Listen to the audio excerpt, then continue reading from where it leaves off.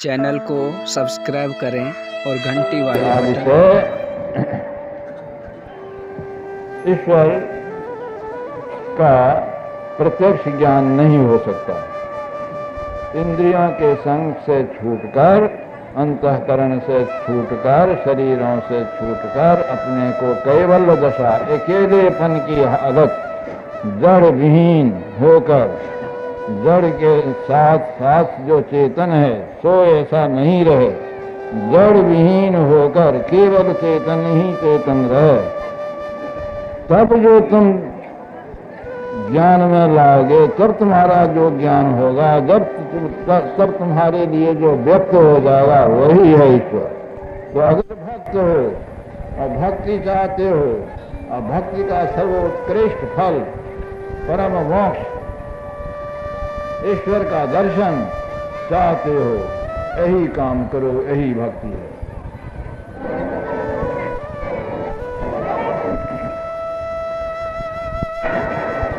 सुनकर बहुत कठिन मालूम होता है, बहुत बड़ा काम मालूम होता है।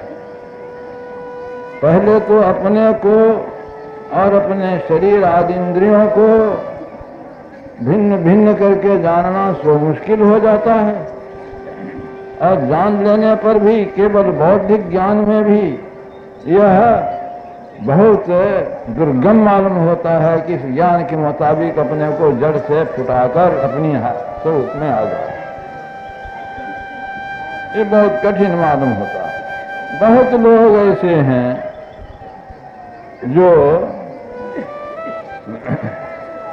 कहते हैं कि हम तो वैसा है ही हैं, कहाँ हमको लाग है जड़ से, हम तो जड़ से भिन्न, जड़ में रहते हुए भी हम जड़ से भिन्न है, हम तो वैसा है ही, हम करें क्या, हम तो वैसा है ही। हम कहें ये ज्ञानवान पुरुष, आपको तो प्राप्त ही है जैसा आप कहते हैं। आप चेतन आत्मा को भूख भी लगती है, प्यास भी लगती है, राग द्वेष भी होने लग जाता है, मान अपमान का ख्याल भी होने लग जाता है, यहाँ तक कि पेशाब पैखाना भी होने लग जाता है आपको। इस चेतन आत्मा को अपने स्वरूप में आप हैं और पैखाना पेशाब के लिए आप जाते हैं। उस स्वरूप में तो सब कुछ नहीं है। भूख प्यास नींद आलस राग द्वेष और मलमूत्र का विसर्जन, शौच अशौच, उसमें ये कहां? केवल चेतन आत्मा जो निस्वरूप है उसमें ये कुछ भी नहीं है। आपको ये सब क्यों है? आपको ये सब देखकर मालूम होता है कि आप नकली चेतन आत्मा हैं, असली चेतन आत्मा नहीं है। कुछ वाचिक ज्ञान, वचस ज्ञान कुछ हो गया है, बस इतना ही भर है, प्राप्ति नहीं है। तो इसलिए ऐसे ज्ञान में कोई लाभ नहीं। इतना ही लाभ जितना कि युधिष्ठिर को पहले हुआ कि पहाड़ में धन है, इनका वचन सत्य है, व्यासदेव का वचन सत्य है, पहाड़ में धन है। अगर वह नहीं लाने जाते तो उस धन से काम नहीं करते, धन नहीं पाते, उस धन से काम उनका नहीं होता।